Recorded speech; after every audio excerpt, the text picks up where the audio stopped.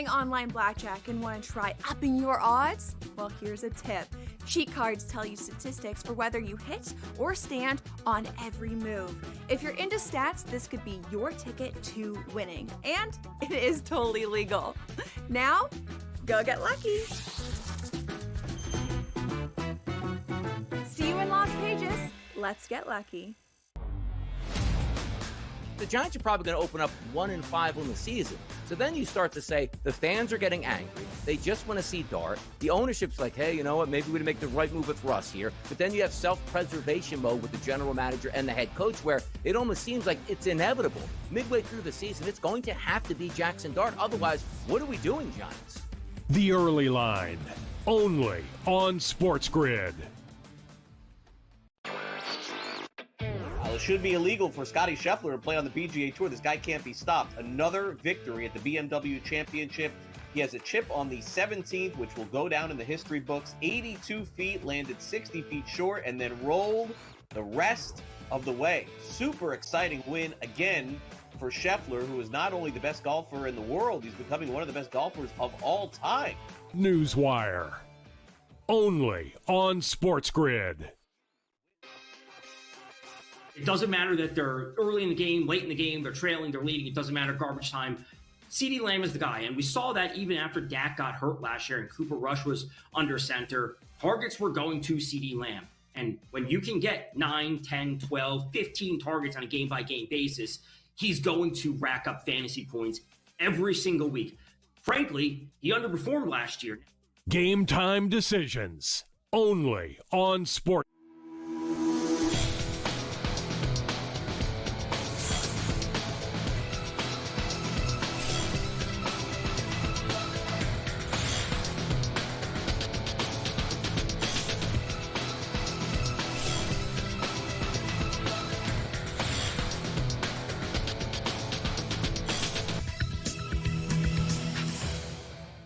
Good afternoon. Welcome to NewsWire here on SportsGrid. I'm Craig Mish. As we get closer to week one of the college football season, we got plenty to break down here on the show. Of course, we're going to have plenty of guests as well as we break it all down for you. Great to have Paul Stone here on the show from Paul Stone Sports. He's going to break down the latest in college football. We'll also hit on some NFL discussion with Michael DeCourcy, the latest in Major League Baseball.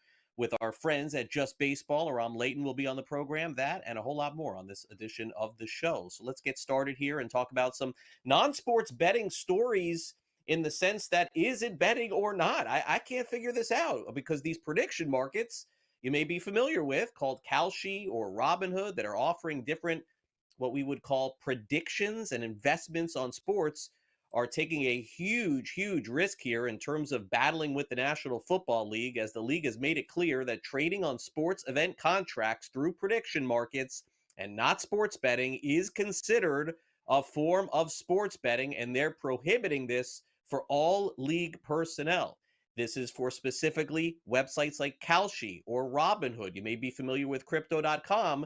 Essentially are offering ways to put money down on outcomes that they claim are not sports betting. The NFL has also reached out to the Commodities Future Trade Commission, otherwise known as the CFTC, and are looking into work with regulators and sportsbooks to limit betting on high-risk markets, such as player injuries or easily manipulated outcomes. No surprise that this is coming from the NFL that has partnerships with the sports betting companies, not yet with the prediction market, so stay tuned. Meanwhile, if you're getting ready to watch some of the big games on Saturday in college football, very specifically Texas and Ohio State, and you have YouTube TV, boy, are you a little bit nervous right now because Fox and YouTube TV, they have a carriage dispute ahead of the college football season. And if they don't reach a deadline by 5 p.m. Eastern tomorrow, if you have YouTube TV, you will not be able to watch Auburn at Baylor on Friday, Texas, Ohio State on Saturday.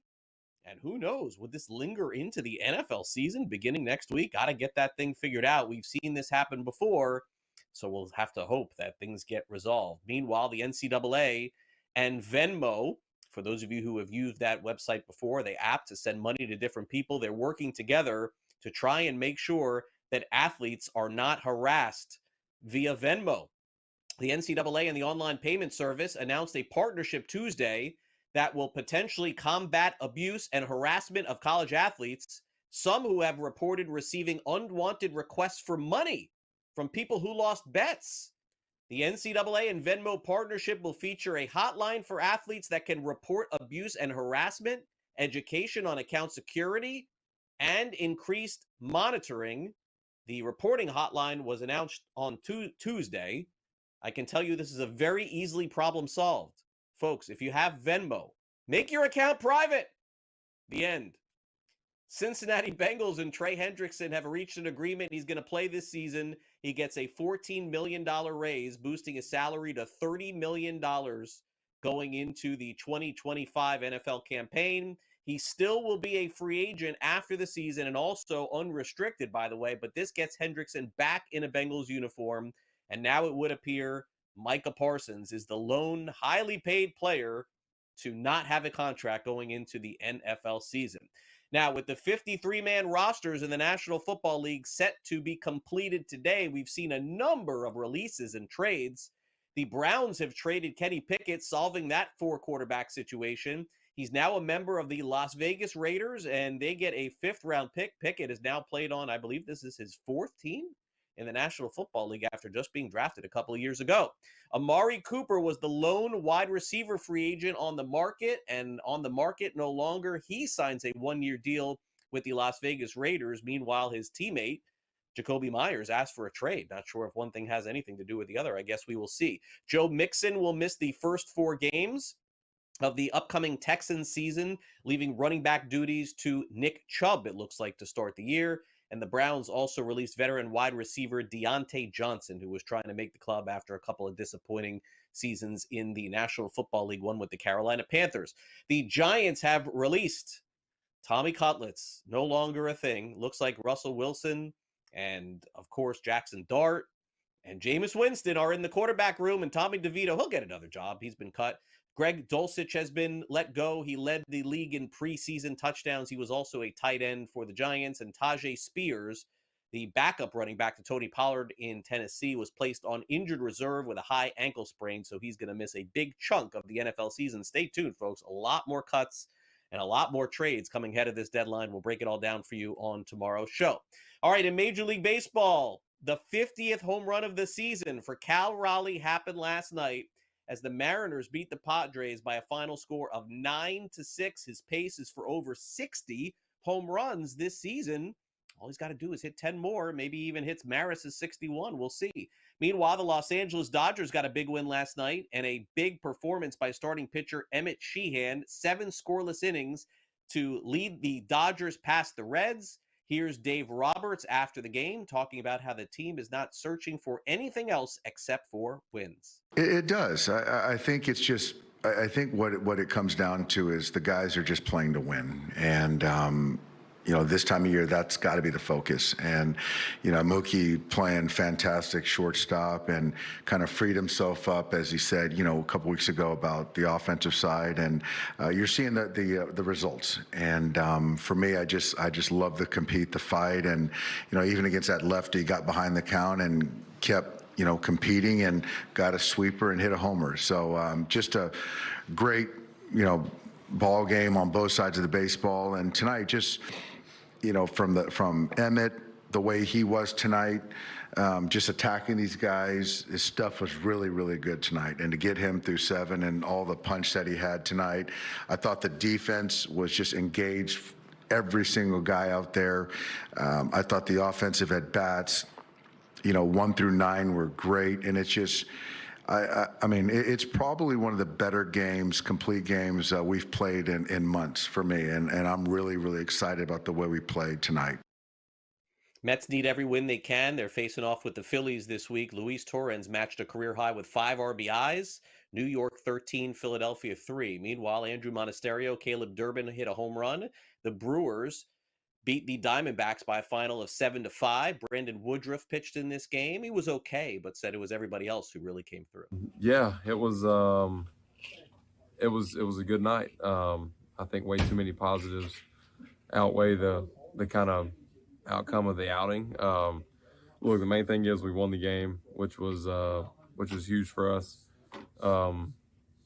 But yeah, the sixth inning, that's just one of those innings you kind of chalk up to kind of being a baseball inning.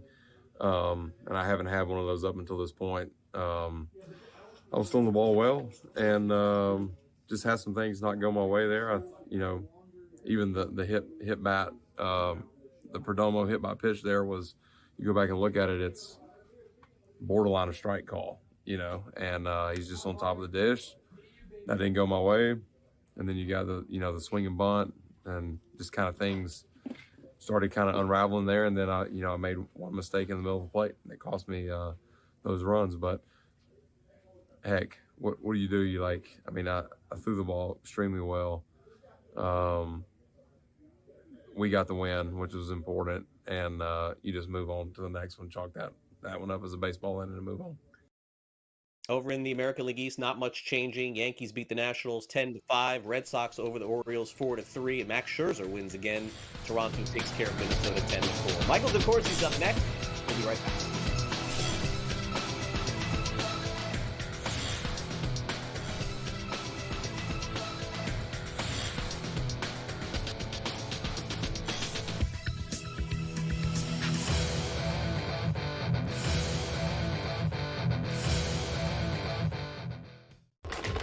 Enter into the magical world of McLuck.com, where even the smallest of spins can win real cash prizes. Adventure into over 1,000 of the best Vegas-style slot games. So what are you waiting for? Unlock your free welcome offer today.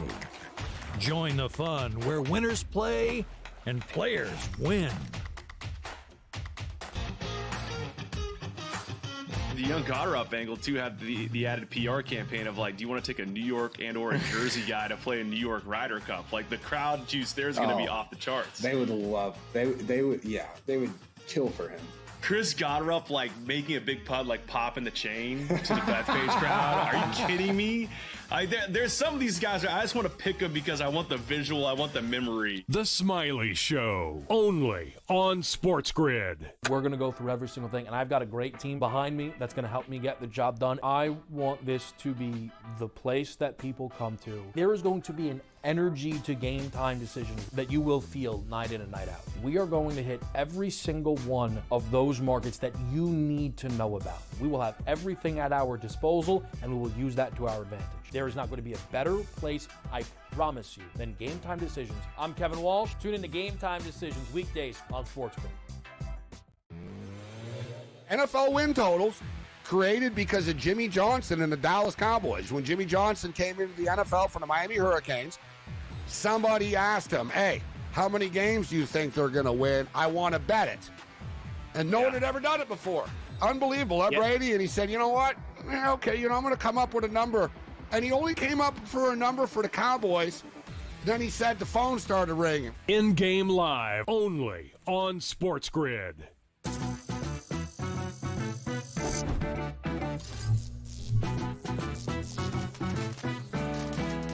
Did you know sportsbooks tend to draw up tighter bet lines for events that get even more bettors, like championship games or major matchups? My tip? Try betting on less popular sports. You might have a better shot at beating those odds. Now, go get lucky. See you in Las Vegas. Let's get lucky.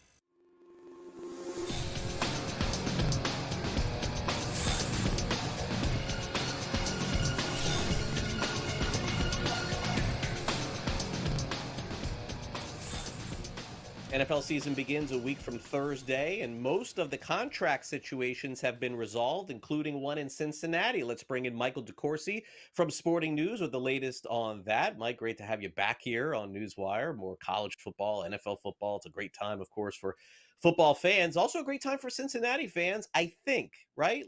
I thought that Trey Hendrickson was going to be traded. I kind of felt like that, and I don't feel much better about his future in Cincinnati getting this 1-year deal. So are we under the assumption that this deal that he signed was to keep him in Cincinnati, or is this a play maybe for another team mid-season, in the next week or so to get him somewhere else? I'm a little perplexed here why Hendrickson would only do a one-year deal, knowing that he's sort of risking his health here going into free agency after the season, Mike. It's a really strange decision. I don't know how it's appreciably different from being franchised in his circumstance.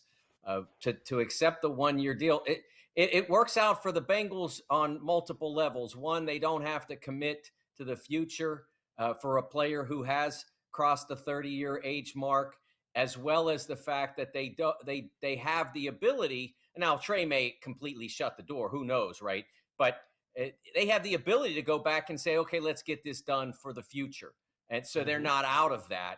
I am surprised that Trey would agree to this. I think some of it involves not wanting to sit out games and not wanting to be in a circumstance where he is losing money. Of all the teams in the league that might keep the fines in place, the Bengals aren't going to abandon any fines that he would incur if he were not on the field. So I think that in this case, this is a deal that works out well for them. It doesn't work out horribly for him because he's going to get paid a big bunch, but not the level that he would if he had signed an extension on this contract.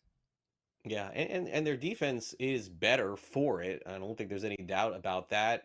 Upgrading in a couple of different levels here, and of course their defensive backfield's supposed to be better with Stone and Battle there, but certainly remains to be seen with these acquisitions. And I guess I'm just skeptical that this actually plays out exactly the way that Cincinnati wants to. And you're right, it is perplexing that somebody would just agree to a franchise tag, so to speak. All right, now let's move over to a player, of course, you're familiar with, Mike, Kenny Pickett. Good enough to go to a lot of different teams, but not good enough to stay with the teams that want him. It's sort of bizarre here as the Browns trade him. And look, the Raiders needed a backup. I get it. Aiden O'Connell's out. He'll be back at some point. You can't go into a season with no one as your backup quarterback. And so the Raiders get Kenny Pickett. So 2 levels here. We'll start off with Pickett. His future, Mike, it seems to be very clear. He's going to be very wanted as a backup quarterback probably for the next 10 years.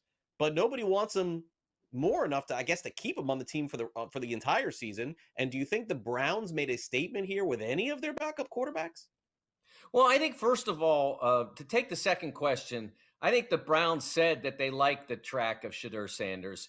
Dylan Gabriel had a really nice preseason, and if Shedeur had been able to go through uninterrupted, if the second game hadn't been lost because of injury, maybe we'd be saying the same about him. But he had a nice first game, no second game, and then a pretty disastrous third game. And one of the things that it did say was to all the people who were conjuring some sort of conspiracy theories about how they were they weren't all in on Sanders, or they were being unfair to him because he played terribly, and they gave another quarterback, Huntley, a few snaps at the end. It was a preposterous construct. One of the silliest things I've seen on Twitter, and as you know, there's a lot of silly stuff flying around these days.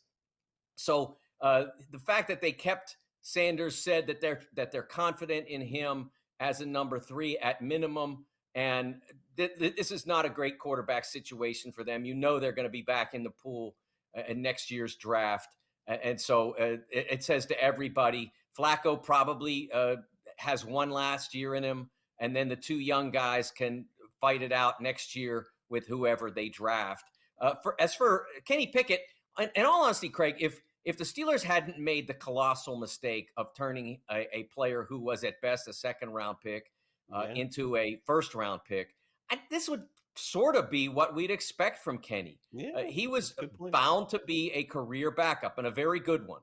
If you've got Kenny Pickett as your number 2, you have reason to be relatively comfortable, especially now that the Steelers gave him that opportunity. And so you saw him for 20-some games, and what the baseline is. That's a pretty reasonable baseline for a backup quarterback. But he should never have been a 1. The Steelers really botched it on that one. It was just sort of hoping that it would work out. Nothing said that it would relative to his skill and ability.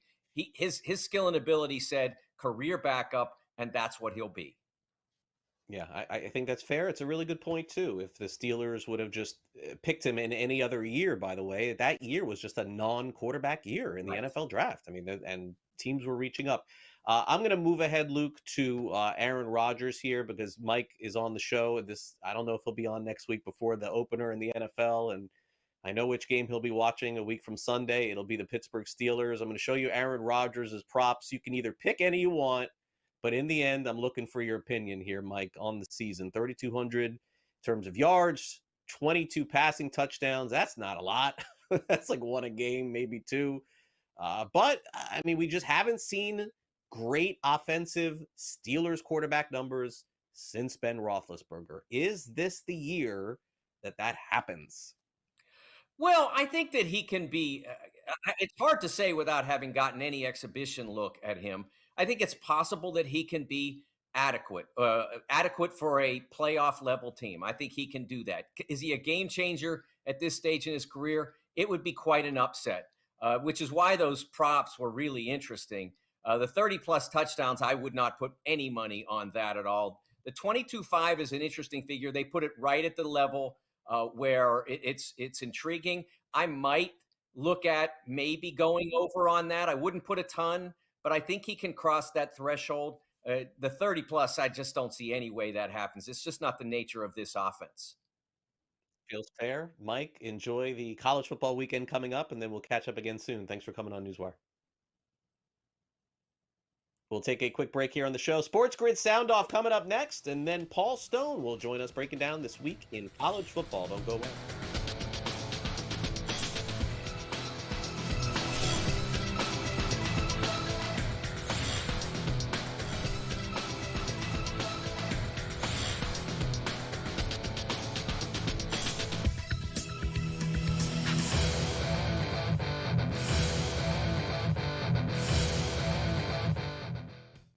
This is the moment every fan waits for. The countdown's over. The road to kickoff has begun. Play is here to stay. I'm not going to name names, Kevin. From win totals to player props, from division races to MVP debates, we've got eyes on every camp and data feeding 24/7, breaking down every angle across the league. Every pick, every edge, every line that matters. SportsGrid. Your road to kickoff starts now. They're saying that he might be back for the start of the playoffs, but their playoff spot isn't secure with the Mariners bearing down on them and the wild card completely in flux. So this is like borderline red alert because the pitching staff has not been good. We have not seen good stuff from Framber Valdez. So now that the back end of the bullpen is not good, I don't know what to make of it. Pro Baseball Today. Only on SportsGrid.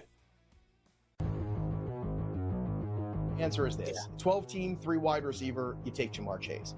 In a 10-team league, though, where you have only 2 wide receivers to start, it's an interesting supply and demand situation with a roster like that. That is where the Bijan number 1 overall maybe comes into play because you could take Bijan and then turn around. You're still getting 2 number 1 wide receivers in a 10-team league draft. Fantasy Sports Today.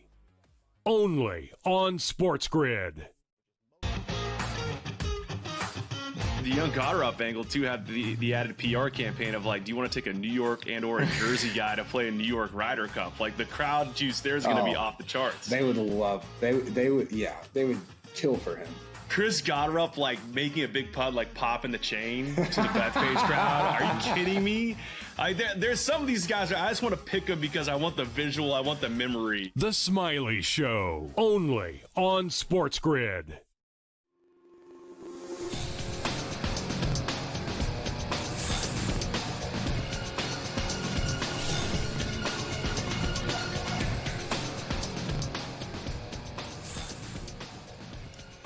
Some monster matchups this weekend in college football. I mean, it just doesn't get any better than this week 1.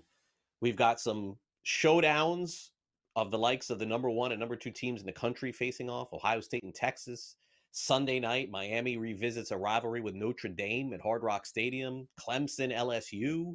Saturday as well. Let's break it all down for you. It's time for the SportsGrid Sound Off.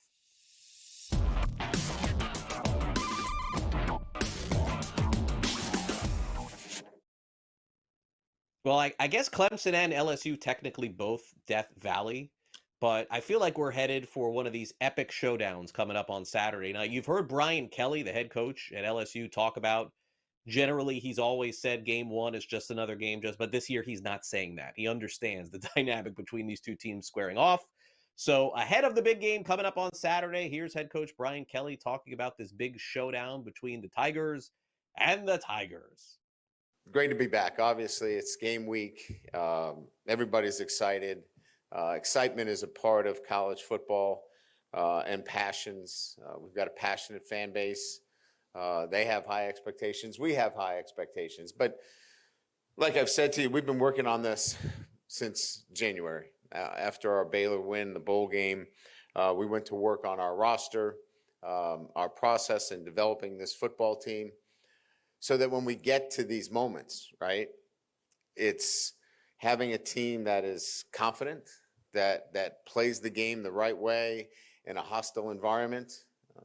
Many would say composure, maturity, and they've got to play with great competitiveness. Each and every play is going to be important for us. So, when you're putting together the DNA of a football team, it's not just about talent acquisition. It's making sure that you have the pieces necessary to compete in those moments. I think right now the big moments could be also on games where we just see one featured event. And that is Sunday night. Are you kidding me? Miami and Notre Dame going to square off at Hard Rock Stadium. It's the only game going on after the college football games on Saturday. And here is Mario Cristobal breaking down the Hurricanes' chances against the Fighting Irish. I think when you look at our team, the makeup of our team, particularly the guy snapping the football, to the guy getting the snap, to the guy behind him, to the middle of our defense, the defensive tackles, the linebackers, the safety. The core of our team has experience. And we feel that when you have the type of game experience those guys have, the big moments don't faze you. They came here to Miami to have that opportunity. And Carson, of course, has been in a bunch of those. So he has had a great camp. He is, he doesn't stop preparing like the rest of the team. The culture fit has been perfect. So we're just really, all his focus is on preparation at the highest level he can do it. How much working that he's been doing since the injury and then coming over and all that to getting into a game, have you seen that itch, that fire maybe getting a little bit more from him as you get closer to the game? We're turned up pretty good around here. So, we try to make every day like game day as much as possible. So I think some things naturally get turned up as you get closer and closer to the game, but it's not like a light switch where it's on and off depending on who you're playing, when you're playing, or whatnot. We like to keep that thing on all the time. And the marquee matchup maybe of the weekend between Ohio State and Texas. And what I like about this game is when you hear from Ryan Day and you hear from Steve Sarkisian, they're not downplaying the magnitude of this game at all. In fact, here's Sarkisian talking about this week one showdown where it just doesn't get any better. As far as the ball game goes, pretty epic matchup when you think about, 1 versus 2 in at least one of the two major polls for the first game of the season is great for college football, in my opinion. As much as, I'm going to talk about the rankings don't matter, which I believe that, but I do think for college football, the fanfare, the excitement around this game, I think is great for our sport. And the fact that we have 3 top 10 matchups this weekend, I think is great for college football in general. But beyond the rankings, these are 2 really good teams. Ton of respect for Ohio State, ton of respect for Ryan Day and the job he's done. Obviously defending national champs. I think Coach Day is like 70-10 since he's taken over at Ohio State. And you think about the quality of players in this game. If you look at last year's game, 26 players got drafted off of the 2 teams in the NFL. You include free agents, 32 players that were playing in that game a year ago are now in the NFL. And the fact that both teams are coming back is 1 and 2 in the country, I think speaks volumes to the quality of programs that both of us have, quite frankly. And coming up next, we'll get a preview of the showdown with Paul Stone, who will join us here on the show talking college football right now.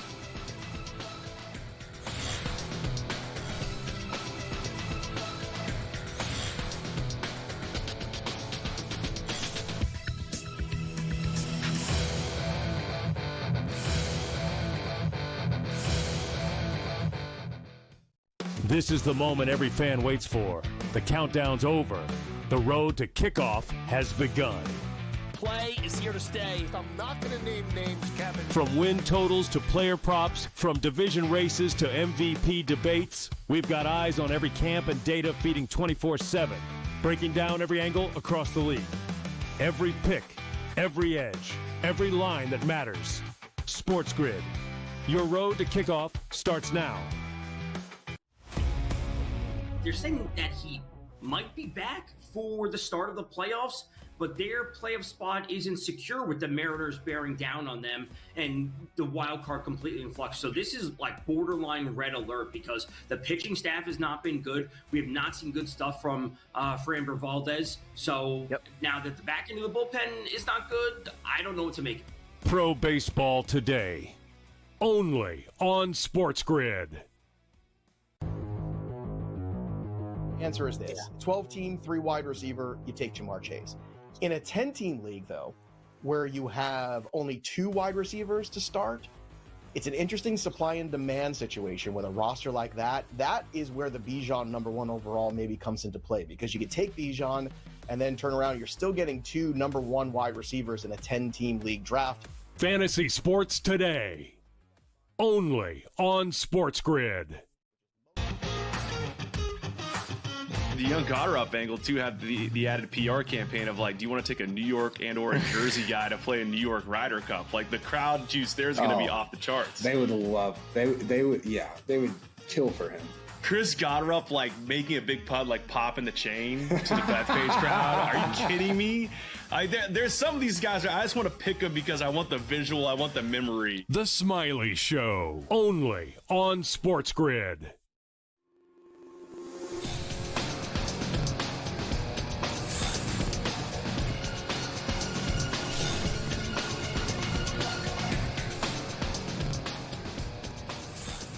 All right, welcome back to NewsWire on SportsGrid. I'm just super excited to have my next guest because I've been listening to him on satellite radio for many, many years and following his breakdowns. And quite simply, folks, there's nobody better than presenting the info than Paul Stone of Paul Stone Sports, breaking down college football. And he's going to be on this season with us, most likely on Thursdays every week. But for today, we're going to bring him in ahead of the Week 1 season on Tuesday. Paul, thanks for making the time. I can't wait to break down the games with you. Well, Craig, good to be on with you guys. And man, it's so exciting. I know guys like us really get pepped up for college football, and we've got such a great slate of games Week 1. I'm ready to talk about them, ready to watch them this weekend. Yeah, and Paul, before I get to the games, I think conceptually, I do want to start, if you don't mind, for a minute here. I just don't recall the magnitude of these games in Week 1 and the scheduling opportunities that these teams have had. It feels like starting Friday night all the way through Sunday night, we get some huge matchups. I mean, we've got, 3 matchups of top 10 teams. So you can only have a maximum of 5 top 10 matchups. So we got 3 top 10 games featuring teams in the AP top 10 preseason poll. And that doesn't even include, like you said, Friday night, we've got Auburn going to Baylor. We've got Alabama traveling to Florida State, and South Carolina playing Virginia Tech and Atlanta. Just a tremendous opening weekend of games. And I can't recall anything to this level in recent history, certainly at all. Yeah, me either. It sort of feels like these teams know that now that there's more availability in the college football playoff, they can take their chances early on in the season with a loss, whereas in years past, 1 loss, maybe you're done for the year. I mean, I could be wrong. Okay, so let's start off, Paul, with really the biggest game on Friday night. In my opinion, it is Auburn taking on Baylor. And correct me on any odds if you see it anywhere differently, but I see right now currently sitting on FanDuel, it is Auburn minus 2.5, and the Bears are plus 112 here. I see on the money line a total of 57.5 in this game. I think a ton of pressure maybe on the coaching staff of Auburn a little bit going into the season. Certainly Baylor, normally in this spot could be a favorite, but facing an SEC opponent in Week 1, they are not. Yeah, what a great Friday night game. And Baylor a team last year that after the first weekend in October, they go into Ames, Iowa, lose to Iowa State by 22. They're sitting there at 2-4 on the season, 0-3 in Big 12 play. And to me, it wasn't a question of if Dave Aranda is going to get fired, but when. But alas, the Bears, they rallied to win their last 6 regular season games, lost their bowl game to LSU. But over those last 7 games, they averaged just a touch under 40 points a game, very prolific offensively. Just about all the key actors from that prolific offense are back. Sawyer Robertson, their quarterback, threw for over 3,000 yards last year despite not beginning the season as the starter. He returns. Bryson Washington, who rushed for over 1,000 yards last year, is back. Their top receiver and return man, Josh Cameron, back in the fold as well. Great offensive line. They're going to be really good offensively. Auburn, 5-7 last year. They bring in a number of reinforcements through the portal, the most notable of which is their new quarterback, Jackson Arnold from Oklahoma. Great game, but Friday night on the banks of the Brazos, Baylor at home. I like Baylor plus 2.5 over Auburn. All right, game 1, Baylor getting the cover here at home on Friday night, getting 2.5. Now, the matchup that everyone will be watching, and I didn't even realize, Paul, that there is this carriage dispute with YouTube. Boy, I hope they get that figured out with Fox, or else no one's going to be watching that game on Saturday. Ohio State minus 2.5. Boy, this line felt, I mean, you correct me on this one. It feels like this has been 2.5 rock solid pretty much for at least a few weeks here. Total of 47.5. The winner with a leg up and probably the number 1 team in the country, whoever wins this game on Saturday. Do you have any opinion on this one? Yeah, Ohio State has been the favorite throughout. They were a 3-point favorite up until a few weeks ago. Then a little money showed on Texas, and it has, as you indicated, held steady at Ohio State minus 2.5, maybe even minus 2 at some stores. But this is a game, first of all, where you've got 2 first-time quarterbacks as far as being starters, but all first-time starters are not created equal. Arch Manning's not your typical first-time starter. I mean, he's been in the program. This is his 3rd year there at the University of Texas. He's been carefully groomed, slowly marinated. He threw 90 passes last year, started 2 games. So I think he's ready to go and is actually the betting favorite to win the Heisman this year. On the other sideline, Julian Sayin, he is a big-time, bona fide 5-star talent out of the state of California, but he only played a total of 27 snaps last year. He only completed 5 passes, all in garbage time during the 4th quarter. So this is his first meaningful college football action, and I can't think of a more difficult defense to go up against in your first game than the Texas Longhorns. I mean, they got 2 guys in the front 7, true sophomore defensive end Colin Simmons had 9 sacks last year. Despite only playing situationally, he's bulked up. He'll be more of an every down edge guy this year. And then Anthony Hill Jr. at linebacker, kind of a hybrid guy that they'll move around. First team All-America consensus last year, will be a Thursday night draft pick this coming April in the NFL draft. I think they're going to wreak havoc on young Mr. Sayin. Texas has got a little more experience than Ohio State across the board. Longhorn's going to go into Columbus, I believe, and beat the defending national champion Buckeyes. I like Texas plus 2.5 over Ohio State. Should be a fantastic showdown, Paul, here. I want to show you a couple of just opinions long-term on the season, and I want to get to our final game, Notre Dame and Miami. Buckeyes, their win total is 10.5 going into the season and 7-1 to win the national championship. Texas's total, 9.5. 6-1 to win the national championship. So the odds makers are certainly telling us these 2 teams are pretty closely matched going into the year. Yeah, I mean, they're 2 of the best. I mean, Ohio State has got some young people on both sides, offensive line, defensive line. But at the same time, they're the Ohio State Buckeyes. I mean, this is a team that has been very difficult to beat there in Columbus, and they do have a lot of new faces, but they're just recruiting at such a high level. And this game, really, one thing that works in Texas's favor here is the timing of the game. Being the season opener, Texas just has more veterans. They got more 21-year-old guys. Ohio State's going to make more improvement from game 1 to game 12 or whatever than Texas will through the course of the season. So I think it sets up nicely for Texas to be playing the Buckeyes opening weekend. Let's break down the game, Paul, that's in my backyard. at Hard Rock Stadium. Notre Dame takes on Miami, where the Fighting Irish are 2.5-point favorites, total 49.5. Lots of changes on both sides in both teams, and certainly no bigger one than the quarterback change, first pick in the draft. Now in Tennessee, and Cam Ward, Carson Beck comes to town, total 49.5. But Paul, I remember the last time these two teams played, and I remember Notre Dame being favored, and then all of a sudden the turnover chain came out for Miami for the first time. And that was probably the biggest win the Hurricanes have had in 10 years. They've dominated the series. What do you think happens on Sunday night? Yeah, they have certainly recently dominated. This Irish team, of course, the quarterback situation, I'll start there. Much like Texas, Ohio State, you've got two first-time starting quarterbacks at these schools. You've got C.J. Carr, obviously the redshirt freshman who was named the starting quarterback for Notre Dame last week over Kenny Minchie.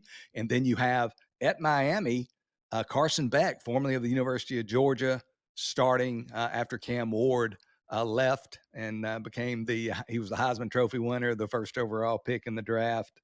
This, that, and the other. So Notre Dame, looking at this Irish squad, this is a team that played for the national championship last year. And I think outside of the quarterback position, they're every bit as good as they were last year. If Carr and or Minchie come through at that quarterback position, this is a great football team. They are loaded at every position area. Running backs, they got Jeremiah Love and Jadarian Price, two guys who combined for over 1,900 yards. Notre Dame, one of the best defenses in the country. And I'm not sold on Carson Beck. I know the U's paying him a lot of money, but last year there was a 6-game stretch for Georgia where he had 12 interceptions, 13 sacks. I like Notre Dame to go in and win the game. Notre Dame minus 2.5. Thanks, Paul. Have a great week. We'll see you next week.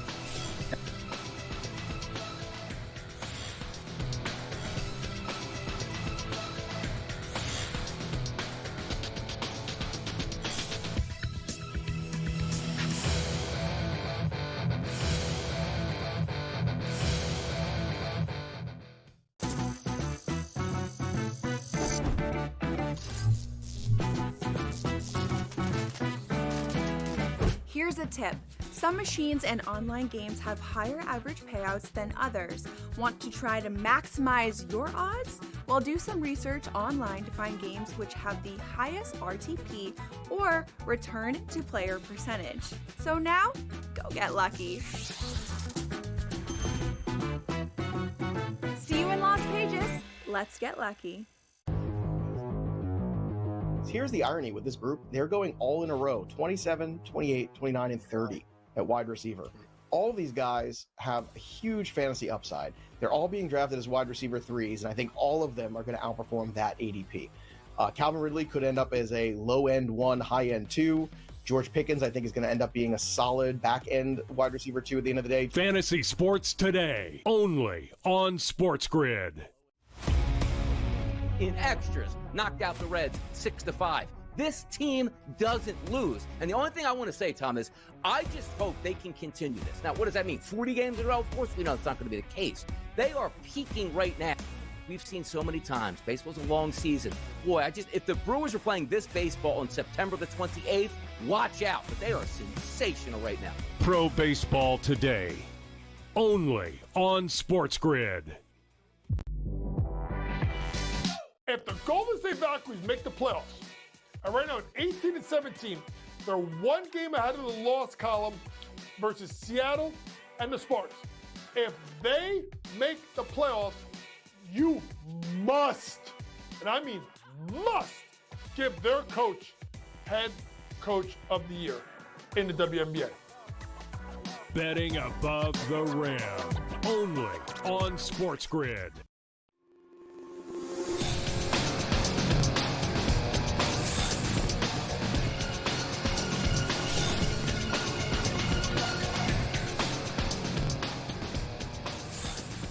Welcome back to NewsWire here on SportsGrid. Let's bring in Jacob Kamaker of USA Today. He's locked and loaded for the beginning of the NFL season and following all the cuts and the trades. And that's only going to get crazier here in the next few hours, Jacob. Welcome back here to NewsWire. But a little bit of a bizarre story percolating here in Cincinnati. What's going on here? Trey Hendrickson signs, but a 1-year contract?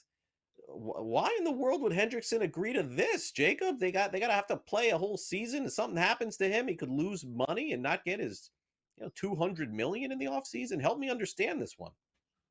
It's a strange one for sure, Craig. I was trying to understand it myself, but the conclusion that I've come based off the reporting I've been reading is that Hendrickson obviously wanted a raise for this season, and he got it. He's going to make he's going to make 14 million more this year than he was originally scheduled to. But I believe the offer that the Bengals were giving him, really, the long-term 3-year deal that was reported said there wasn't really guaranteed money beyond this season. So in essence, it was a 1-year deal that had like a higher value attached to it, but none of the money was guaranteed. So I think he probably just said, hey, I just want this 1-year deal. If you're not going to give me any guarantees beyond this year, let's just make it what it is, make it a 1-year deal. And so he accepted that. That'll make him a free agent next season, but we don't know if there's any clause in his deal that says, hey, you can't franchise tag me next year. So we might be in a situation where we're saying, okay, Hendrickson's on the open market, he should get a big money deal.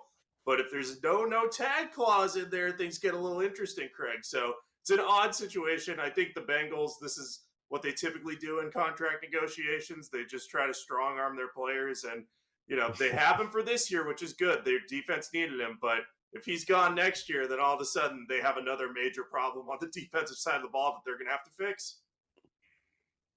Maybe part of me should be optimistic. Maybe they have some other deal they're negotiating and this just gets them in now. I don't know, but they're paying Burrow 45 million, Hendrickson 32, Higgins 24, Jamar Chase. This is like a bargain. And Jamar Chase, T. Higgins is getting more than Jamar Chase. How did that happen? 23 and a half.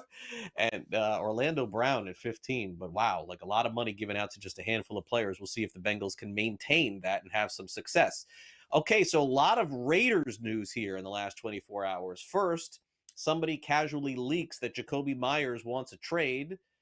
This happens when the agent, Jacob, puts this out there when he doesn't get a new deal eventually. And by the way, credit to Jacoby Myers for keeping quiet throughout this whole time. I'm guessing this didn't just happen yesterday. So he wants a trade. The Raiders then sign Amari Cooper. Who knows if they sent a message there to Myers on that one? I don't even know. And then they sign Kenny Pickett or make a trade for Kenny Pickett because Aiden O'Connell, their backup, is going to be out for an extended period of time. I'm sure the Raiders hope they don't have to go to Pickett. And if the Browns gave up on him, can't say that I'm all that optimistic that if Geno Smith goes down, that Pickett would do well. Boy, a lot of Raiders news coming down the pipe the last 24 hours. Yeah, I think starting with that Pickett move, I think it's interesting. Pete Carroll wanted a veteran backup behind Geno Smith, just someone who can keep the team afloat if he gets hurt. I think he originally envisioned O'Connell in that role, but once he got hurt, it became hey, we got to go get someone to make sure the 6th-round rookie Cam Miller isn't our guy here. So I think getting Pickett, kind of just take him for a 5th-round pick, it's a worthwhile flyer. Do I think it's going to work out great by any means if he has to go in for extended action? Probably not, but I think you can do worse than him as a backup. So I don't dislike the move for the Raiders. And for the Browns, they talked a big game about keeping 4 quarterbacks, but that would have been just very difficult to roster 4 dudes there, especially with Pickett not having played much in the preseason. So I think the trade makes sense for both sides. The receiver moves, Amari Cooper, they needed some veteran talent in that receiving core. I think they have 3 rookie draft picks on the roster at receiver. So adding Cooper has been around forever, seems like a smart move. The Myers trade request is very interesting to me. I'm a big fan of Jacoby Myers' game. I just think he's a really solid receiver.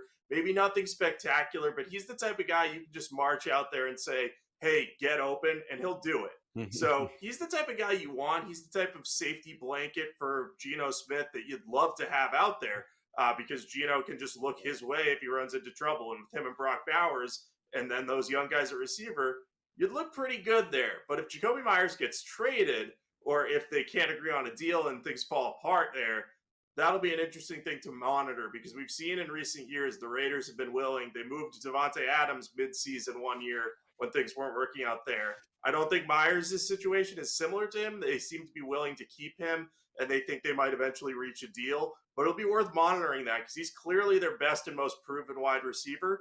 And, hey, a lot of contenders would be interested in him if he becomes available because he's just that type of plug-and-play talent that would be an upgrade for many, many receiving cores as a number 2 guy.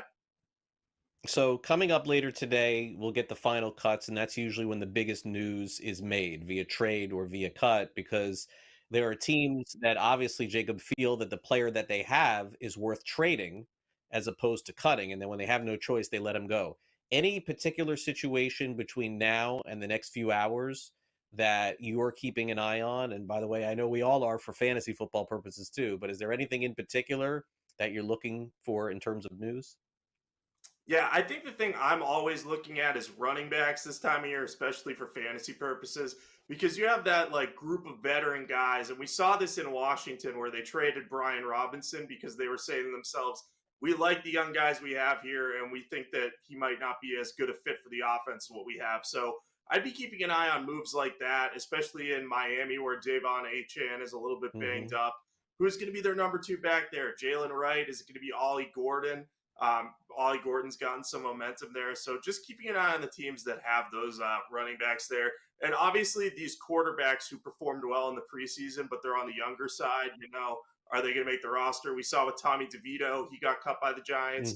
He's not like the greatest quarterback ever, but he's a fine third stringer. So someone could scoop him up off the waiver wire, or maybe the Giants can trade him in the 11th hour before they cut him. Same with the Bills and Shane Buechele, who did really well in the preseason. Rumor has it they're going to cut him, but hey, maybe one of these guys ends up getting traded for a late round pick swap or something to a quarterback needy team. So those are kind of the things that I'm looking out for. Teams tend to carry 3 quarterbacks, so we'll see what happens as this day goes on.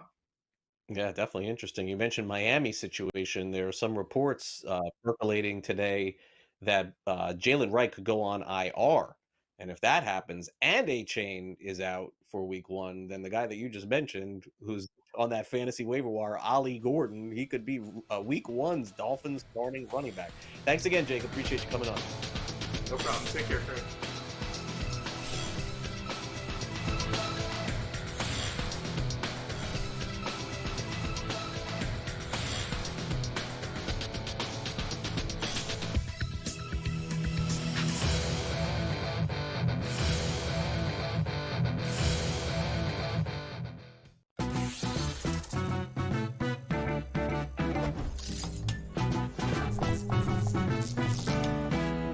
First time on a casino floor and feeling a little overwhelmed? Well, here's a tip. Lots of machines have a free demo mode you can try for practice. So give those slots a spin in practice mode before you start putting down some real cash. Now, go get lucky. See you in Las Vegas. Let's get lucky. If the Golden State Valkyries make the playoffs, and right now at 18-17, they're one game ahead of the loss column versus Seattle and the Sparks.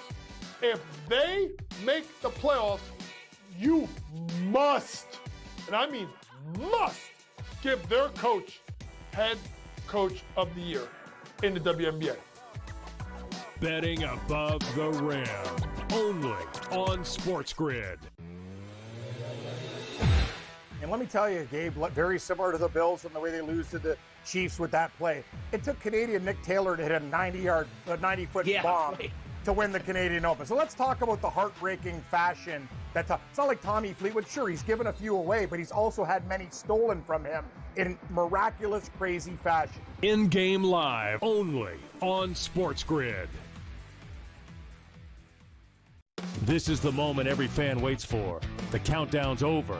The road to kickoff has begun.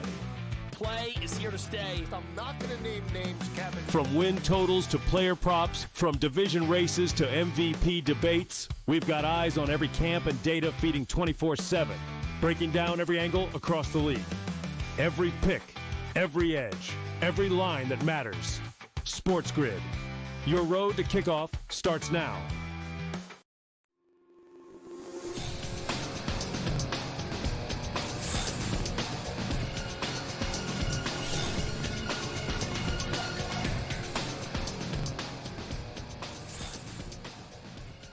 As we told you earlier in the show, there's a carriage dispute going on right now with those of you who subscribe to YouTube TV and the Fox broadcast network. As of right now, if the college football season began today, that Ohio State game against Texas would not be broadcast on YouTube. And folks, this also means that if they don't come to an agreement by tomorrow afternoon, or maybe they'll extend it, that's usually what they do, but technically tomorrow afternoon, then there's a chance the first week of the National Football League would not be available on YouTube TV.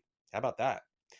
All right, now let's go over to our friends at Front Office Sports. You can catch them exclusively here on SportsGrid. Coming up later today, they caught up with NBC broadcaster Devin McCourty, former Patriots great player and Super Bowl champion, giving a full preview of the upcoming season. Certainly his former team in New England expect to make big moves.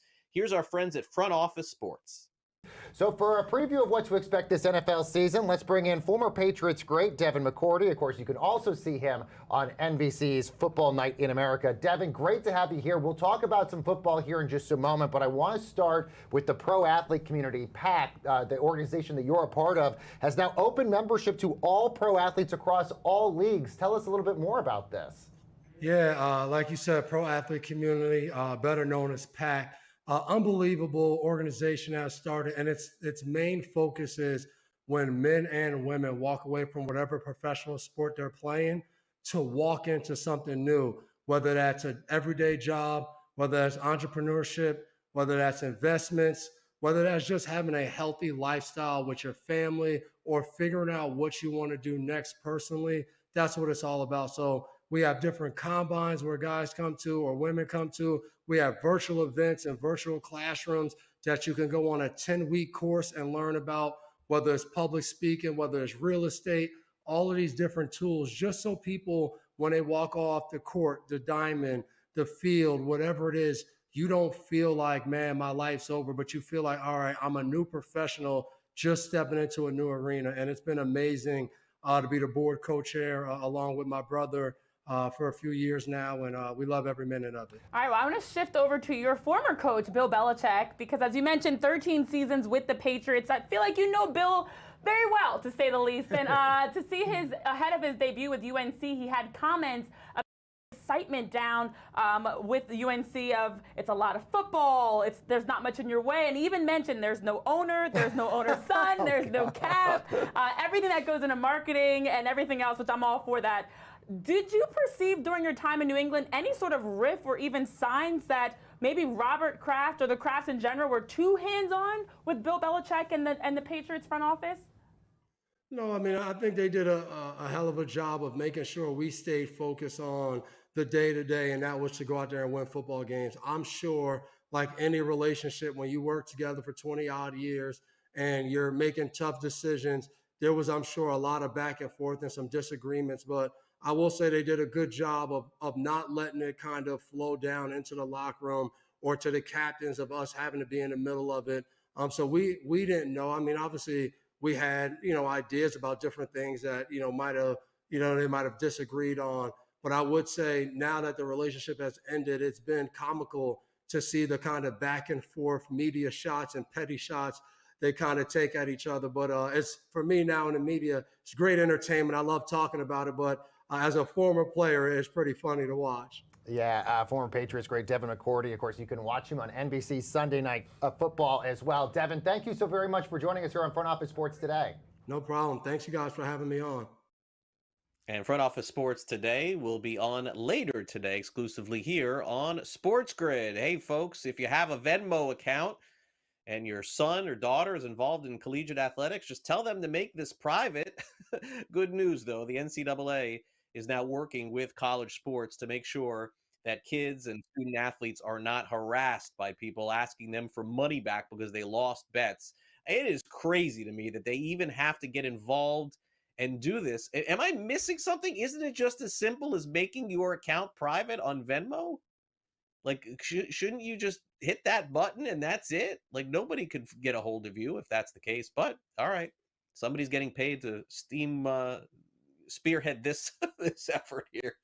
Venmo is going to make sure that all the athletes are private and they're not going to be able to get harassed by people online. Coming up next, we will check in with Aram Layton of Just Baseball. Cal Raleigh hits a historic number yesterday, and it's been a fantastically historic season for a member of the Tampa Bay Rays. We'll get into that and a whole lot more when we return next on NewsWire right after this.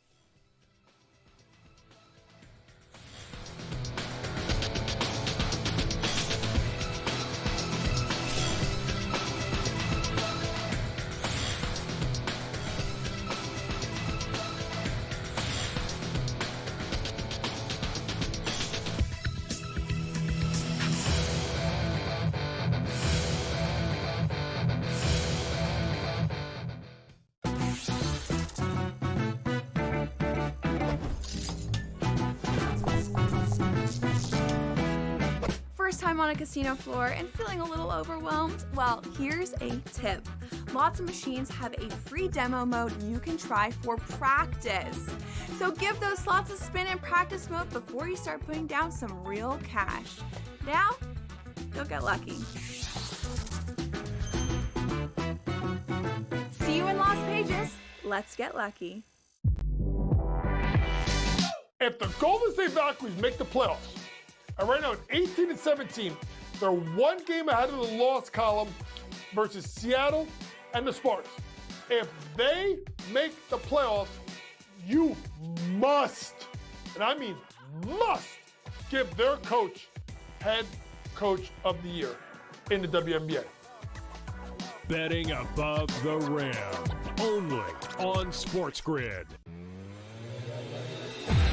And let me tell you, Gabe, very similar to the Bills and the way they lose to the Chiefs with that play. It took Canadian Nick Taylor to hit a 90-foot bomb to win the Canadian Open. So let's talk about the heartbreaking fashion. It's not like Tommy Fleetwood. Sure, he's given a few away, but he's also had many stolen from him in miraculous, crazy fashion. In-game live, only on SportsGrid. This is the moment every fan waits for. The countdown's over. The road to kickoff has begun. Play is here to stay. I'm not going to name names, Kevin. From win totals to player props, from division races to MVP debates, we've got eyes on every camp and data feeding 24/7, breaking down every angle across the league. Every pick, every edge, every line that matters. SportsGrid. Your road to kickoff starts now.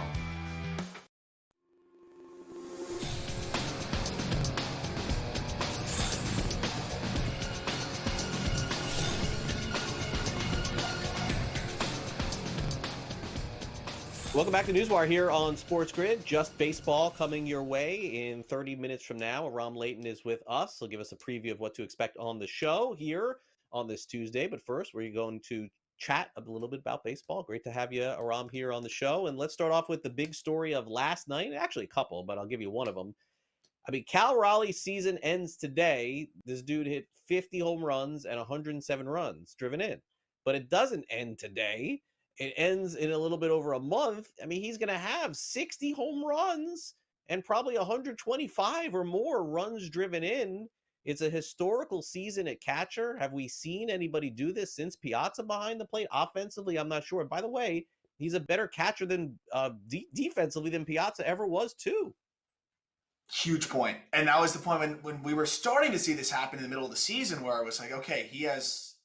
it's more likely that he puts up a catcher season that we've never seen before than not. And here he is doing it. But when you compare the best offensive catcher seasons we've seen, most of them are guys that are very offensive driven. And I know Cal is, not quite defending, if you look at some of the advanced metrics, the way that he has in, the seasons where he's competing for Gold Gloves, but he's still a really, really good defender. And it's not just the catching unique aspect to it. It's also the switch hitting side of it too, where he's the first switch hitter with 20 home runs from both sides of the plate. It's just a unique season in every way possible.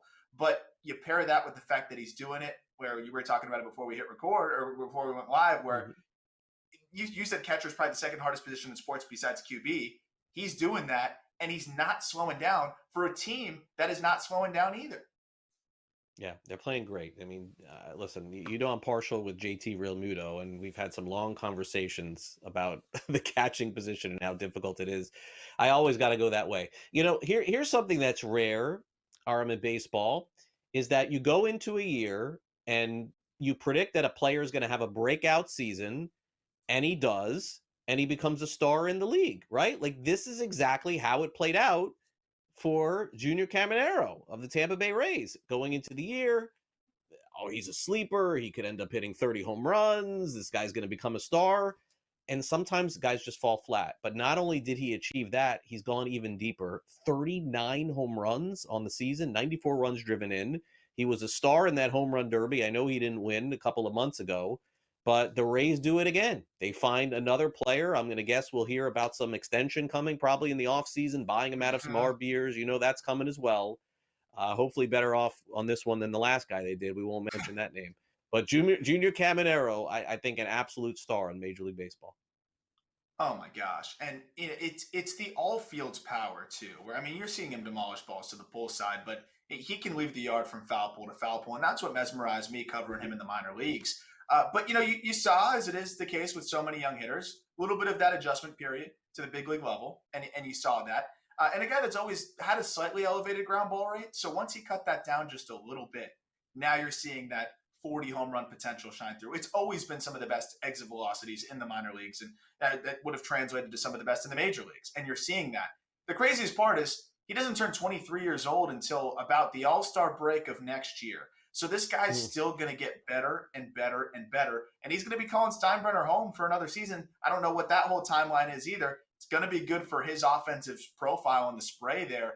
I mean, I hope the Rays and the new ownership lock him up, because that's a player that if you wait too long, it's going to become very difficult. And it already might be getting pretty difficult when he's on pace to have, I think, the best Rays season from a power perspective maybe ever. He's right there with Carlos Pena. Yeah, Longoria is the one I would have to check, but yeah, I think that's definitely up there. I can't believe that Cleveland whiffed on a trade. That's super rare, but I guess if you think about it, Caminero was like 16 years old when they made this trade. Right? I mean, how are you supposed to know at that point? I got to give him a pass. All right, so it's not all roses this season for everyone, but Aram, imagine if you're on with me in let's call it May, and we're talking about the Cubs, and we're like, wow, like this Pete Crow Armstrong, this guy is a star, but Kyle Tucker is the MVP, not just of the Cubs, but of Major League Baseball, maybe in the National League. I mean, this guy's season has just been completely different the first 2 months from the last few months. And I know we found out that he had an injury. They're trying to say it's much ado about nothing, but I find that hard to believe. Tucker was one of baseball's best players early, and then got to the point where he had to sit, got to the point where he was booed. I mean, entering a free agent season, what a perplexing season it has been for what a lot of people thought was a $300 million player after the year. I mean, man, it's been so nice just the last few days just to see him come alive, and you hope that he can keep it rolling. But yeah, for them to say it's much of nothing, I'm sorry. Kyle Tucker's been the model of consistency in Major League Baseball, and if Kyle Tucker is slugging with a number that starts with a 2 over a 40-game span, something's wrong, and it's not going to be a mechanical issue with him. That hand, that fracture that they had mentioned, that they talked about pretty much retroactively, that came out afterwards, had to have been affecting him. And they said, oh, it was pain-free, and maybe it just affected the mechanics more. Something was off there with the grip strength or whatever it may be, because Kyle Tucker doesn't slug 225 over a 40-game span. Mm-hmm. Hopefully he's getting right now, because as you mentioned, it was a 900 plus OPS before that, and the Cubs need him. That's why they traded for him, and you hope that you can keep this guy, but you also knew that you might not be able to keep him, and that you were going to get an MVP caliber season for 1 year to justify the cost of Cam Smith, Isaac Paredes, and other pieces. So they need him to get hot here. He's starting to show signs of life. I hope it's just a matter of that grip strength coming back, and all of a sudden, though, 3 homers in his last 3 games. You hope that's a sign of more to come. Yeah, definitely has played better lately. Before we get into the divisions, I know that here in South Florida, I know you're in South Florida, so we get a chance to watch the Marlins more than anybody else. I think I watch them more than anybody else. There's no doubt about that. They call this kid up Jacob Marcy, who is having a start to his career that is historical. I know that you followed him in the minor leagues and followed when they made the trade for him. He's an older player in terms of making his debut, but every day that I watch, it's like this is the first time I think I've watched a Marlins player come up where I'm like, man, maybe this is not just a month. Like maybe this player is really good. Do you feel the same way about him, or is regression going to hit at some point? I hope not. Well, I think he'll come back down to earth a little bit, right? Just because he's probably not Barry Bonds, but this is a player I fell in love with in the Arizona Fall League, where he won the MVP out there. And of course, everybody hits in the Arizona Fall League, but it wasn't that. It was the way that he handled his at-bat, all the different aspects of how he can impact the game, the defense in center field, the ability on the base paths. And then, you say, okay, it's hit over power, but then every once in a while, he just surprises you with the pop to the pull side, or the ability to kind of elevate the other way. After the trade last year, it was just a lost season for him, and I think it got away from him. And all of a sudden, feels like we forgot what he was just a year before that. And it seems like he's regained a lot of that bat speed and impact this year. And it's just enough for him to be able to split those gaps, pull balls in the air. And I mean, he hit a ball 460 in AAA. That was never in his bag. So that added strength and power, whatever that's happened since coming over to the Marlins organization after that down year, seems to be all the difference in the world. And I think this is a building block for the Marlins 100%. And I do think this is something that Marlins fans can look at and say, this is going to continue. This is a piece for us. All right, hopefully so. Let's take a quick break. We'll be back with Aram in just a minute here, and we'll go over the divisions in baseball and the races as well. Of course, we've got some very tight races in the AL East and the AL Central, and basically all of the National League as well, especially Dodgers and Padres. And for those of you who are getting ready for the big college football season or big NFL season, you should download the SportsGrid app right now. It's available for both iOS and Android. Just take out your phone and scan that QR code right there. And by the way, if you place your bets, the app will track them for you throughout the football season as well. It is the SportsGrid app, again, available for both iOS and Android. Also, before we get to Aram, we got some breaking news here on the show.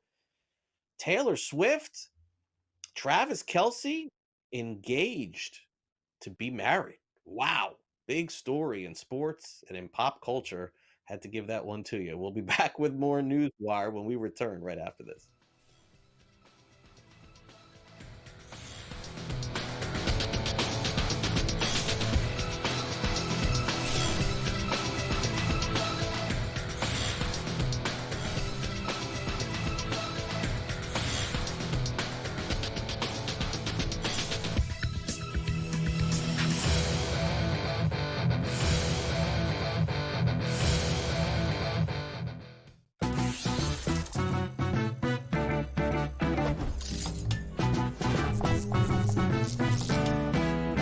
First time on a casino floor and feeling a little overwhelmed? Well, here's a tip.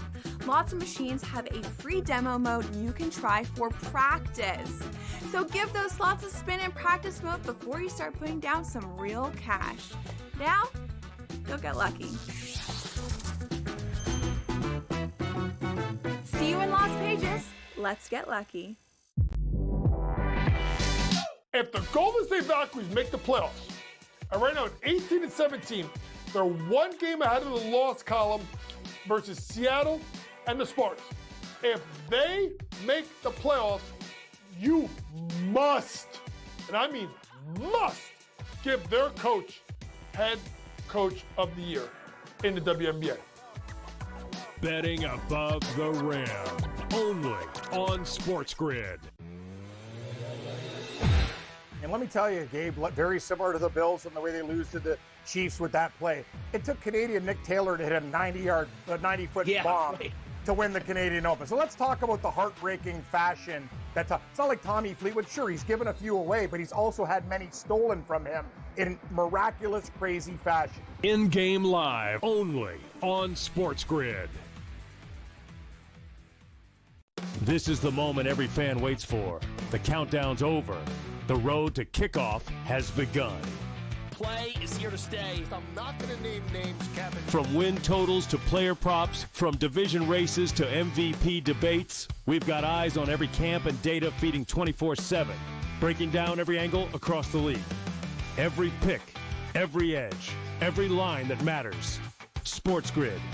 Your road to kickoff starts now.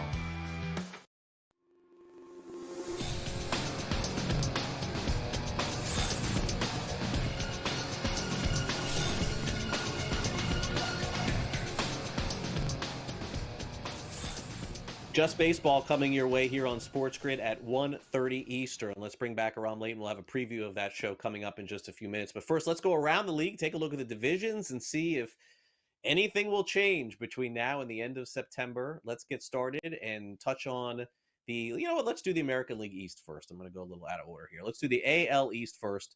We got Toronto, who I just saw here in South Florida. They look every bit as good, by the way, as the 77 wins. Good pitching, good hitting. Didn't even play with Guerrero this weekend.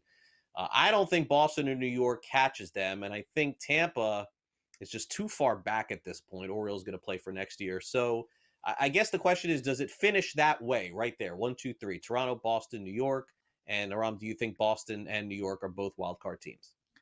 I'll start with just the fact that this Toronto offense, man, they're relentless. They're tough. That's just tough ABs, and they're not fun to face. But and you had Bieber, that must have been fun to watch. Seeing him make his return. But that Red Sox Yankee series, it just really pushed me towards thinking this Red Sox team just has a little bit more going for them. It's not often where you can add a prospect, call him up and he actually adds a dynamic to your lineup immediately that you didn't have before. I always think that that's unfair expectations on a guy.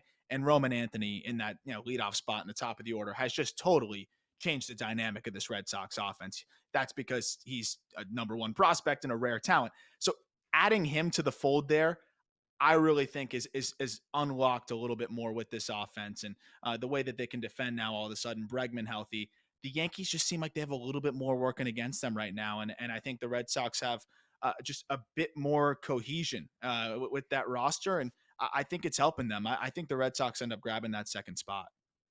All right, so 1, 2, 3. There you go. Now out west, the Mariners have just hung in there all season. Can they overtake the Astros in the end? Houston is 1. Seattle is 2. Texas is running out of time here. They're a game under 500. The Angels were put away by the Cubs over the weekend. And credit to the A's playing better baseball here. They're not going to lose 100, I don't believe. But do you see that ending the same way? I kind of felt at some point Texas would catch fire, Rom. It just never happened. Me too. I mean, you look at roster, and you said, if you told me before the season that the Rangers starting pitching staff would be one of the best in Major League Baseball, I'd say, oh, great. They're going to get back to the World Series then, right? It's just been shocking how brutal, the offense has been through stretches here. But I still think this Mariners team catches the Astros. And the injury to Josh Hader really, really hurts, because I think the back end of that bullpen was a huge strength for the Houston Astros. And, they're getting guys back, and Yordan on rehab is huge, and Javier back. It definitely helps. But, I think you look at the Mariners and they're getting some guys back as well. And Robles, we'll see how long of the suspension, if he has to serve the whole thing or whatever it may be, but he adds another dynamic to their outfield who's missed a lot of the season. They got Luke Raley back. And then you look top to bottom, that's the strongest this lineup has looked. And we mentioned Cal Raleigh having, one of the best seasons you'll ever see. And then that pitching staff is that pitching staff. So I think they can outlast them. I think they're going to just continue to put together strong pitching performances. And I do have a little bit of concern about that Astros offense right now. Kansas City has gotten hot. They put themselves in a position where they're one streak away, 5, 6, one way or the other from being in or being out. And so Boston leads the way for the wild card. The Yankees are right there, and so is Seattle, and that's the way that most people think it's going to finish. But I can't discount the way the Royals have played lately.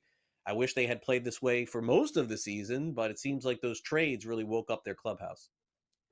Yeah, it's fun. They weren't going to sell, and I thought they would, but they don't sell, and I think that did wake up the clubhouse. They did the buy and sell kind of thing, but it wasn't really a full-fledged sell. If anything, they maybe bought more. They traded from a surplus and moving from Mean and go get an arm and Ryan Bergert, who's been huge for them, and that looks like a really savvy trade all of a sudden to go get a Randall Grichuk, just as a guy that even if he's not filling a substantial role, I think that's signaled positive things, as you mentioned, to that clubhouse. And then Jack Caglione, who I know was not good in his big league debut, and I know is you don't want to expect too much from a rookie, as I alluded to earlier, but at the same time, this is a guy with 80 grade power who is already on the way back, mashing through AAA. He's a lot more upside offensively than maybe some of the guys that they're rolling out there. So just to add him to the fold, I think is really exciting. I love the Mike Yastrzemski addition to this thing as well. So I think this is a pesky team that's going to hang around. And you look at the wild card situation, I do think the Mariners are strong. I think it's going to be hard to catch them, but I do think that the Royals have the capability to make this thing interesting and hang around. And I mean, the Yankees, they shouldn't be feeling too comfortable either. 4 games, I know we don't have a ton of time left, but there's enough, especially with the series where the Royals play the White Sox. They take care of business. All of a sudden, you could be 2.5 out with plenty of time to go. Dodgers and Padres still neck and neck, although the odds tell us it's the Dodgers division to lose at this point based on their head-to-head games against the Padres. The Diamondbacks, give them credit with all these injuries, are still hanging around on them. So let's go to the NL West here. I feel like the Dodgers are in trouble if they don't win this division. That's my fear, Aram. Anything can happen in that wild card series. Oh, 100%. And especially when you start to think about like what could those pitching matchups look like. And of course, the Dodgers have as good of a pitching situation with everybody healthy as anyone, but a lot of teams can match up with you in a 3-game set. And we've seen it go that way in the past. And getting Tanner Scott back healthy is huge. And hopefully he can get it rolling again and be the piece that they brought him in to be. But, this is a team that looks a little bit more human than I think people were expecting when they said, oh, why even play the season, right? This is a super team. The Padres are pushing it. What I will say, though, is, and we talked about this on the Just Baseball show, maybe a little bit of the Miami Heat effect here where regular season, I'm talking about the LeBron Heat, where maybe you don't lock in the same degree because you just won the World Series and you feel like it's the playoffs. That's when you're going to lock in a bunch of veterans, all that good stuff. But at the same time, you can't lose that division because of the way it changes in baseball and how easily you can get knocked off. I felt like they made a statement with how they knocked around the Padres when they played each other, though, when it was the winner of that series was going to be in first place of the division, and they locked in and they beat them up. And that said something to me. And I still feel like the Dodgers will lock in enough to edge them out for the division. Show coming up in 10 minutes. What you guys got on the program? A lot of fun headlines. Actually, exactly that. Can the Padres catch them? A lot of discussion around the MVP as well and getting really into the nitty gritty. And I know that there's disagreements between Peter and Jack about Rowley and Judge. So it'll be fun. All right. Great show coming up. We'll be right back.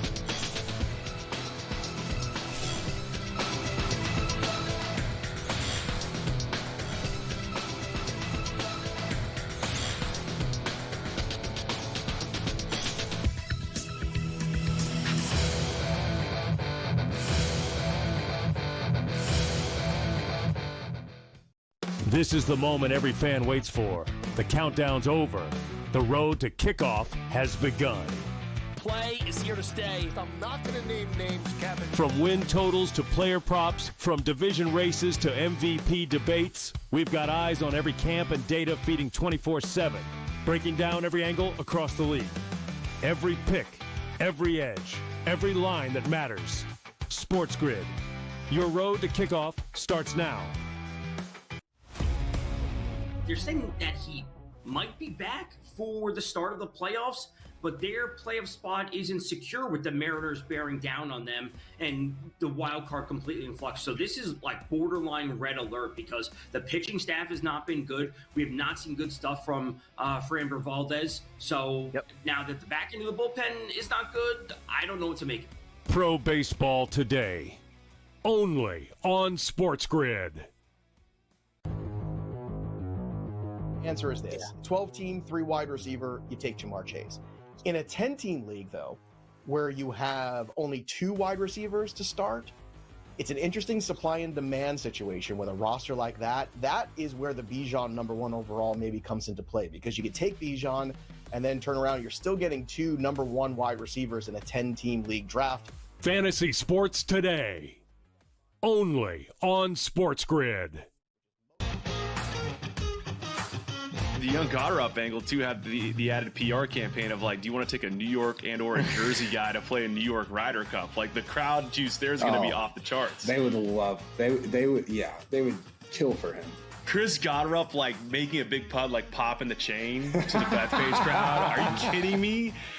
There's some of these guys I just want to pick them because I want the visual, I want the memory. The Smiley Show, only on SportsGrid.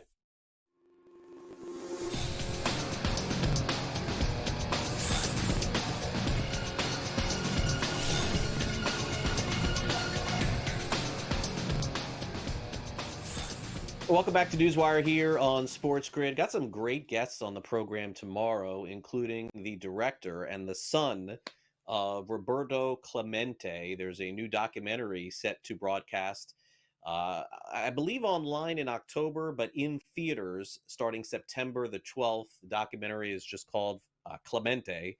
And we're going to have the director and Roberto's son on the show tomorrow to give a preview of that. So make sure you join us on tomorrow's edition of the show. Also, we're getting closer to the Ryder Cup and to the PGA Tour season. PGA Tour stepping up in Georgia. We'll tell you about that. The World Baseball Classic getting a lot of attention, especially from one streaming service. And also Shohei Ohtani mixes it up with a fan? Really? Time now for some last licks.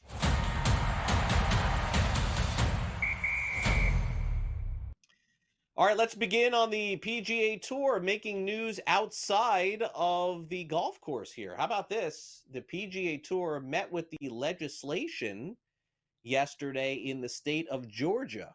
Why? Well, no changes to the PGA Tour, but the legislation in Georgia looking to get a bill done with legalized sports betting, and they're leaning on the different sports teams and sports leagues to be able to make a decision on this. Very interesting.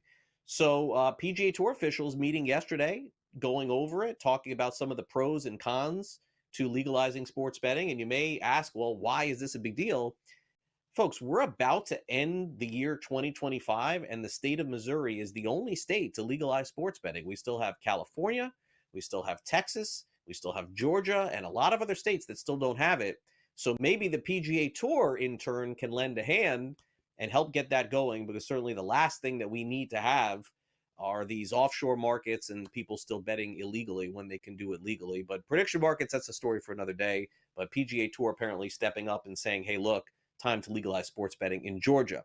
Meanwhile, the World Baseball Classic is set to come back in 2026, and it looks like most of the broadcast will occur both on Fox and MLB Network, but a very big announcement made yesterday that Netflix is taking over the full broadcast of the World Baseball Classic in Japan, which includes the entire first and second rounds. So this is the first time that Netflix will make a foray into any kind of baseball and live baseball at all, which may send a potential message for the future. We do have some idea as to what the future contracts of Major League Baseball may look like, but with the new collective bargaining agreement set to expire at the end of the 2026 year, it's possible that Netflix will be involved in some baseball broadcasts as well. But for now, their sports portfolio expands from boxing to football, and now some baseball may be in their future. Shohei Ohtani has done it all. He's hit 50 home runs and stolen 50 bases in a season. He's won multiple MVPs. He's a World Series champion, and he's obviously a fan favorite. But there was one fan at the game yesterday when the Dodgers played the Padres in San Diego that was just giving it to Ohtani the entire time behind home plate, yelling, screaming, going after him. Finally, late in the game, Shohei Ohtani, who basically shows no emotion whatsoever, ends up hitting a home run. And what does he do after he hits the home run? He walks over to the fan and he pats him on the back and gives him a high five. This is the same fan that's been going after him for the entire game. Dave Roberts after the game saying, hey, look, every once in a while, it's kind of funny to see Shohei, who's got this wonderful personality that we almost never see. It was great to see him do that with the fans yesterday, and Ohtani well on his way to capturing another NL MVP, Most Valuable Player award, when they give those things out in November. All right, that will do it for our show today here on NewsWire. Some great guests, including Aram Layton coming on the show, and Jacob Kamaker, and Michael DeCourcy, and of course, Paul Stone from Paul Stone Sports. You should check out his website and all of his college football opinions throughout the year. Also, as a quick reminder, we're back on the show tomorrow for our next edition of NewsWire, and throughout the week here on SportsGrid, for those of you who are getting ready for your fantasy football drafts, check your local listings, because me, George Kurtz, Joe Pisapia, and Matt Stryker have our fantasy football 2-hour preview show, which is airing throughout the day and sometimes at night exclusively here on SportsGrid. Once again, thanks to our director, Luke, and for my producer, Frank, I'm Craig Mish. We've got some great programming coming up for you in just a little bit. Just Baseball is on deck in less than 5 minutes. And don't forget, you can also download the SportsGrid app by taking out your phone and scanning that QR code. We got great new shows also coming on the way. Have a great rest of your day, everyone. We'll be back here for more college football previews and everything else on our next edition of NewsWire on Wednesday. Have a great day, everyone. See you then.